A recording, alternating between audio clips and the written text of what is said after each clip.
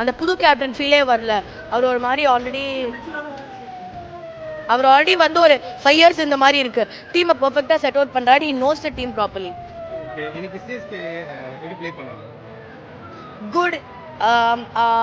நம்ம ஆக்சுவலாக ட்ராப் பண்ண கேச்சஸ் நார்மல் அமௌண்ட் தான். ஆனால் ஆர்சிபி இன்னைக்கு ஃபீல்டிங் ரொம்ப நல்லா இருந்துச்சு. Lot of saves, lot of catches and நம்மளை பேசிக்காக அடிக்கவே இல்லை. ஸோ ஐ ஃபீல் லைக் நம்ம மிடில் ஆர்டர் இன்னும் கொஞ்சம் அக்ரெசிவாக ஆடி இருக்கலாம். As you know last year it's தோனிக்கு ஒரு நீ இன்ஜுரி இருந்துச்சு. அண்ட் ஐ ஃபீல் லைக் அவரால் இன்னைக்கே அவர் ஒரு மாதிரி கொஞ்சம் லிம்பிங்கில் தான் இருந்தார். ஸோ ஐ ஃபீல் லைக் அவருக்கு கொஞ்சம் இன்ஜுரி ஆயிருக்கு. அண்ட் ப்ளஸ் அவருக்கு வந்து இன்னும் யங்ஸ்டர்ஸ்க்கும் சான்ஸ் தரணும். ஏன்னா வந்து தோனியே வந்து கடைசி 5 இயர்ஸாக டீச் பண்ணிட்டு இருக்காரு அந்த ரிட்டையர்மெண்ட்டை. ஸோ ஐ ஃபீல் லைக் அவரும் ஒரு மாதிரி அந்த டேக் ஓவருக்கு ப்ரிப்பேர் ஆகிறாரு. லைக் அவர் எல்லாமே ஒரு சிஎஸ்கே.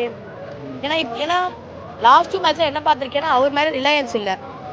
எல்லாருமே ஆல்ரவுண்டாக விளையாடுறாங்க. which is something that's normally itself required by the team.